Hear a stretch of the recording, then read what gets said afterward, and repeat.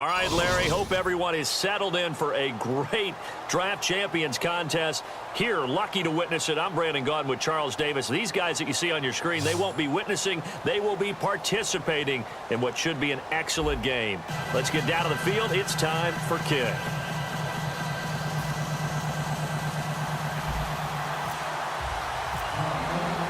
And it's the birth of a new club as we're underway in Draft Champions. This fielded a few yards into the end zone. And he'll take this one near the 25, call it the 26-yard line.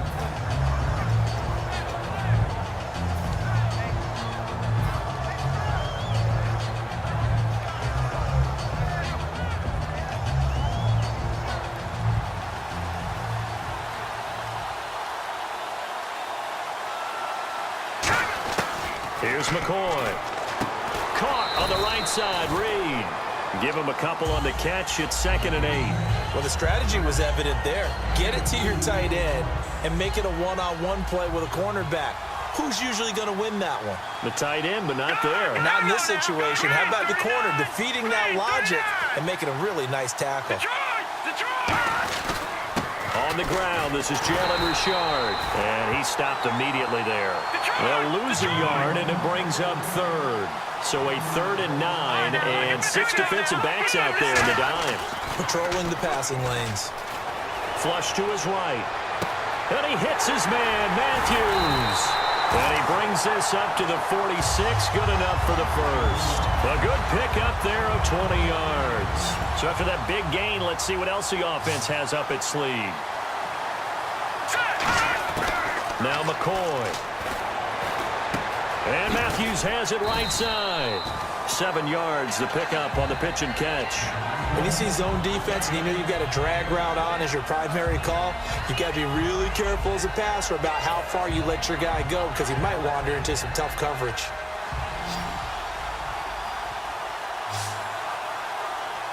All right, here we go. Green, 39. They'll drop to throw. And he's going to drop this off to his fullback. And he's brought down. They pick up 12 on the play there, and they move the chains. And they pick up a first down, and that came out of the fullback position. But as you and I both know, that doesn't necessarily mean it's a fullback playing in that spot. Well, times have changed, right? The old school fullback doesn't really exist anymore. We're not getting that same player out of college with all the spread offenses, not very many pro style, where you actually have a true fullback. We're having to make do in the NFL and put guys in that spot who emulate it but aren't necessarily that position. And Matthews over the middle with a grab. It's a gain of 5 on the play, and that'll bring up a 3rd and 1. They'll look to throw for it on 3rd and 1. And incomplete. The contact made the ball roam free and brings up 4th down. So 4th down coming up. John Harbaugh sent on the field goal unit. On the right hash, it's a 43-yard attempt. So many offense want to include their running backs into their passing offense and be able to swing the ball out or check it down to them. But sometimes those guys are just not as comfortable catching the ball as they are running it. It looked good when it left his foot, but he kind of sliced it a little bit, and he winds up missing it wide right.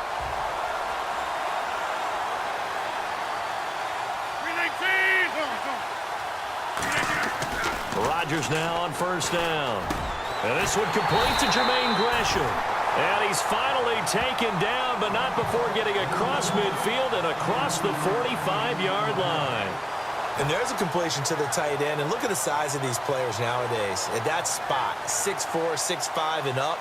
A lot of guys used to be basketball players, somehow came back to football. And that's really good for the game of football. You're getting better athleticism, great hand-eye coordination, guys who know how to control their bodies when they run their routes. 7 yards, the pickup on the pitch and catch. So Herman Moore, his first grab of the game, and back in his day, he shattered all the Lions' receiving records. And he did it with a number of different quarterbacks. He was the target for defenses to adjust to. And I guess the best way to put it is, he rifles one that's intercepted. Picked off by Aaron Williams. And his guys are going to get the football at the 28-yard line. Atlanta now coming out on the field. Now, they had compiled a pretty long drive last time. Unfortunately, though, it ended with no points after the missed field goal. And that can hurt the psyche of a team because as they drove downfield, you know you're never supposed to count points in your mind until they go up on the board. But let's face it, we've been there. We've seen teams before. They were counting on those points. They didn't get them. Can they come back now, start over again, and grind it out? Out to the left here to Reed. A really nice pickup of 14 yards, and it moves the sticks.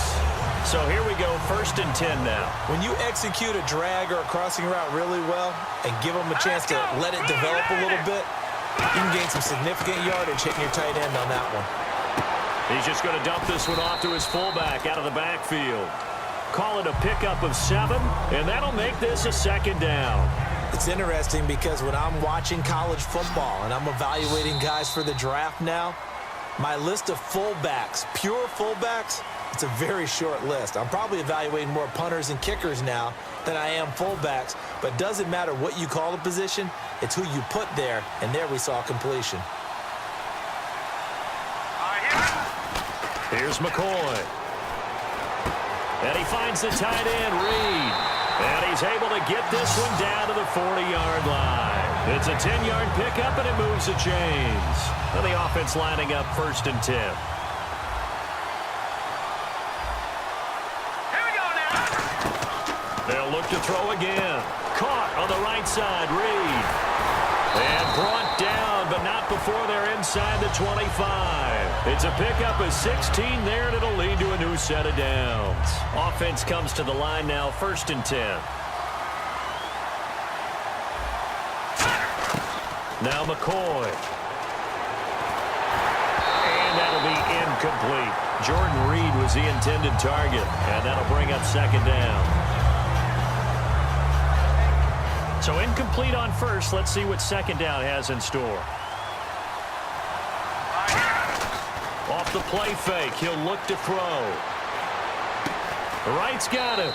And he'll go out of bounds in the red zone just inside the 20. 6 yards is the pickup, and that'll lead to a 3rd down. Here's the 7th play of this drive. This is 3rd and 4.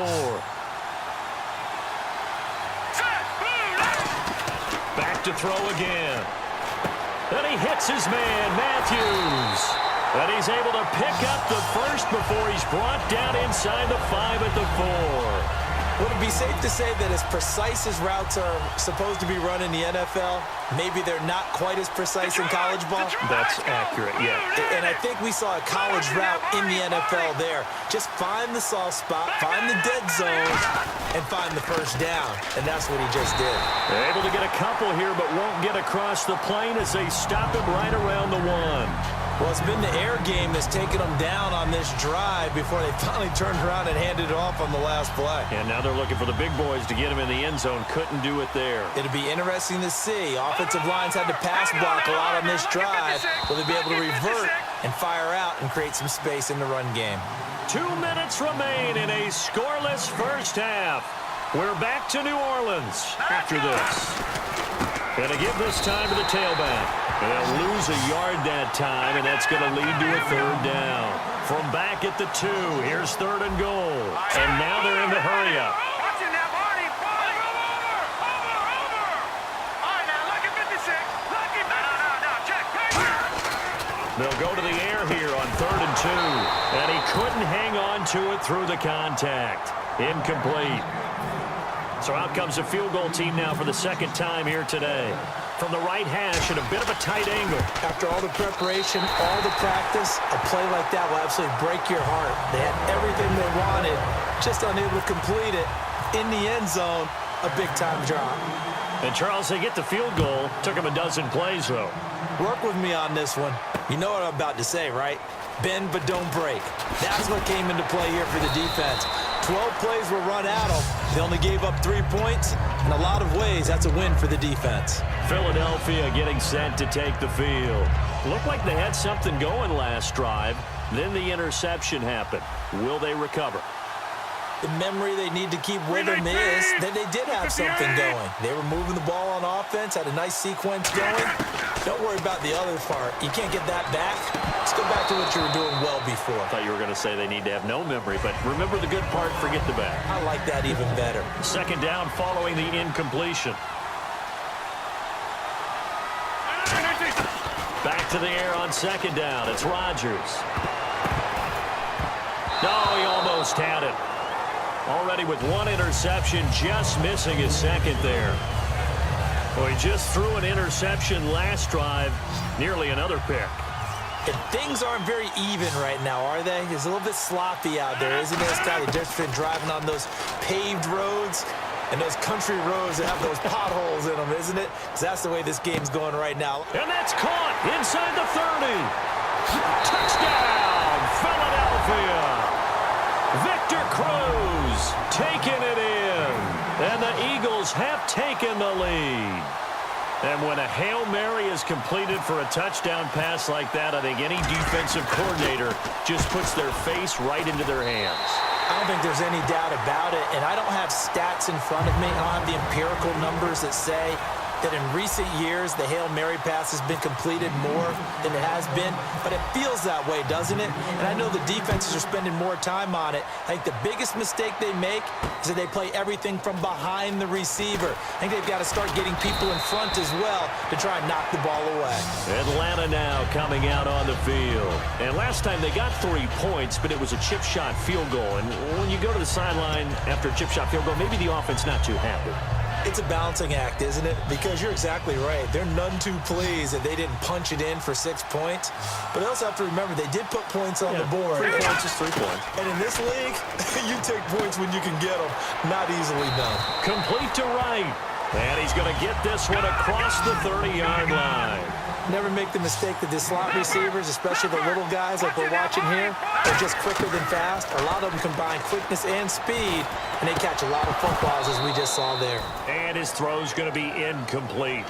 Today's NFL, these big guys are featured receivers. They move them all over the place to try and find good matchups, and they had one. They were just unable to complete the pass. Here's McCoy. His throw's going to be incomplete. One of the best routes, one of the favorite routes of any play caller. He just ran that one. Nice little angle route. That's supposed to be a catch, and usually it is, and the running back dropped it. Yeah, I mean, he's a running back, but he's got hands. He should have caught it. They'll look to throw here. Escaping the pressure right. And that will be incomplete as well. Jordan Matthews, the one he was looking for. And it's 4th down. Well, no second guessing the call here. It was 3rd and long, so throwing the football was probably the smart play to try and pick it up. But they don't get it, and now the defense goes off the field feeling pretty good about themselves, gaining some momentum as they force them into a likely punting situation. Now back to throw. He sets to fire deep, and that's caught inside the 35. A big connection on that one. 36 yards. And they pick up the first down on a 4th down play. I don't know if the defense relaxed because they thought maybe they'd stopped them on 3rd down, or if they just didn't protect the sticks very well. But, boy, that's a big-time pickup right there.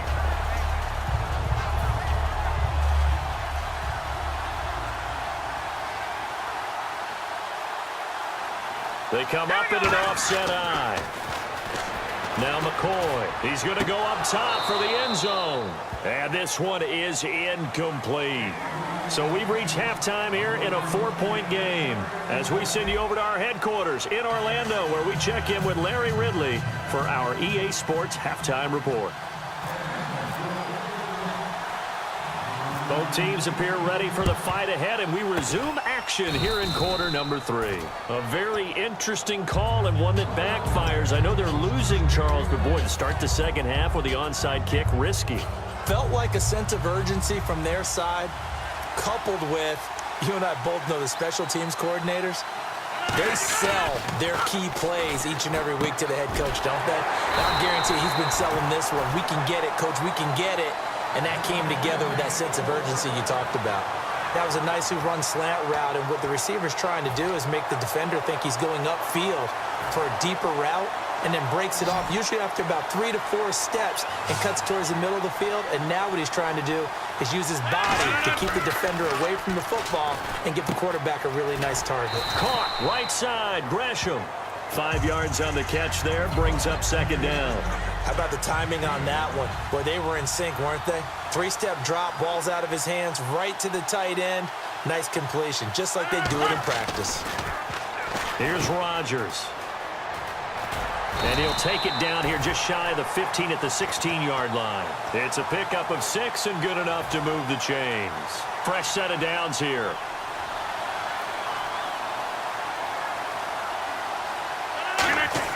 On 1st and 10, here's Rodgers.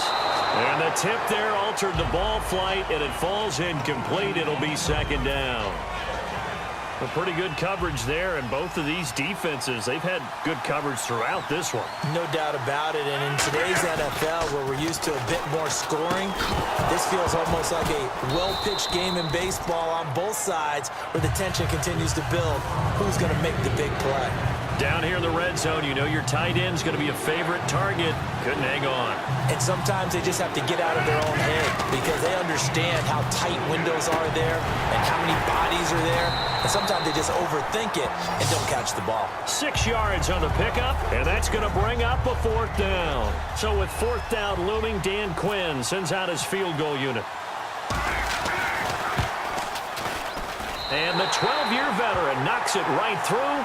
And they push the lead up to a touchdown now at 10-3. So it's only 3 points on this opening drive of the third quarter. And even though that stretches out the lead, Charles, I think you'd have to consider this a win for the defense, no? Couldn't agree more, Brandon. That offense got themselves in prime position to really open up this ball game, but the drive stalled out. And yeah, 3 points is very easy to get back in today's NFL. So we get set to start this third quarter. Here's the Falcons offense now. They're down in this game. A chance for the offense, though, to put something on the board, get some momentum here in half two. Try and get things kick-started for them. And you know at the half, they discussed how they were going to get that done. This is where scripting comes into play a lot of the time. How many plays do you script coming out of the second? Most of the time in the first half, you're scripting 12 to 16. I think in the second half, you're really scripting more like 8 to 10. Kind of a starter or an opener, whatever terminology they use. Just something to get you off to a quick start. And they're going to hurry back to the line now. They'll set up to throw.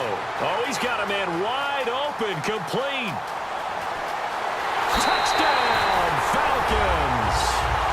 Jordan Reed, 66 yards. Now the Falcons are an extra point away from tying the football game. When they drew that up, I don't think they envisioned it ending in a house call, but he got it and took it all the way home. Really impressive run after the catch, wasn't it? That was really special by him.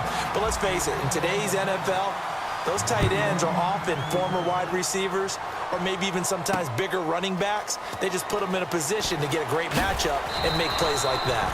And he will be brought down here at about the 17-yard line. The Eagles offense now gets set to head back onto the field. And they had 3 points last time, but they didn't want 3 points because they were well within range of scoring a touchdown to see if they can do better now. I'm with you on that one. Let's just go ahead and be frank about the whole thing. The only one happy about the 3-point kicker. Exactly. You put it through the post. That's going to help him in contract time. But that offense, they're thinking, let's get in the end zone this time. I don't know if that helped him in contract time. You could have kicked that one through. I don't know about that. Toe bash. I don't know about that.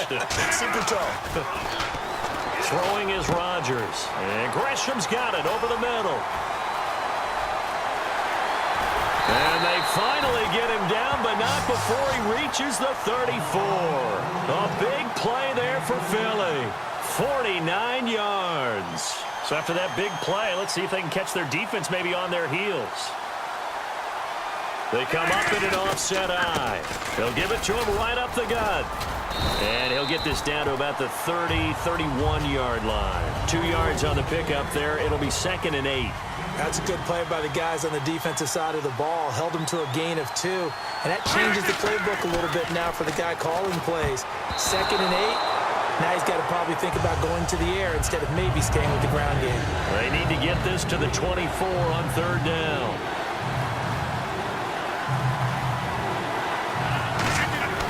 Throwing is Rodgers on 3rd down. And he's got his target. That's more.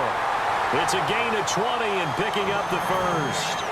And fits the exact right word. Over the middle, there's almost always traffic. So anytime you're a receiver in that area, you're not just focused on catching the football.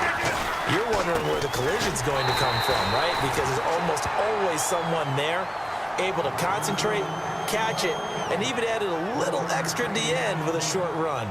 That was a really nice play, be able to stack that one up. When they get back in the huddle, he's got to tell his guys up front, great job. They kept people off of him, allowed him to run free and make the hit on the runner. Filled the gap nicely, kept him to just a 1-yard gain. Call it an 8-yard gain, much better shape now on 3rd and just a yard.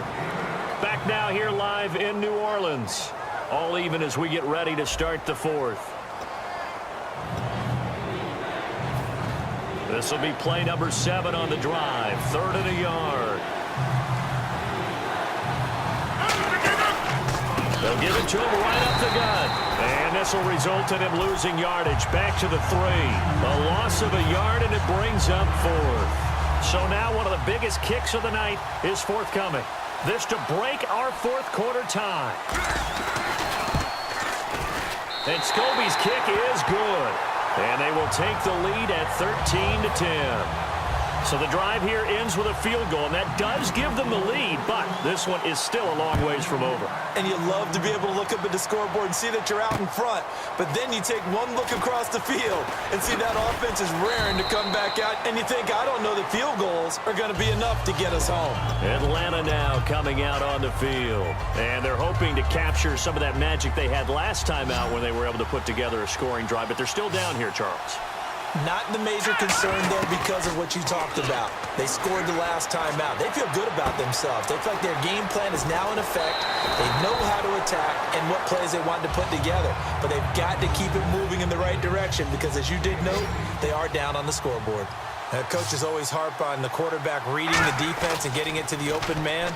That's good recognition there. And how about what he did after the catch? Yeah, hit your tight end, let him get some rack. Yeah, when he gets moving, not many guys want to come over and put a hit on him, do they?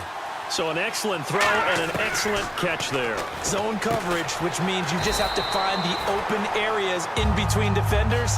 That's exactly what happened on that play. The offense certainly looking to score some points, but they also need ball security here late as we get down to the final moments of this one. Here's McCoy. Steps away. A hit as he throws there, incomplete. Kendall Wright, the intended target, and it's 3rd and short. Time starting to run out here in the 4th. This defense just trying to keep the offense off the board and preserve this potential victory. They'll look to throw here. Jordan Reed has it. And he's able to pick up the first before he's taken down at the 27. They give him 17 yards that time as that'll move the chains.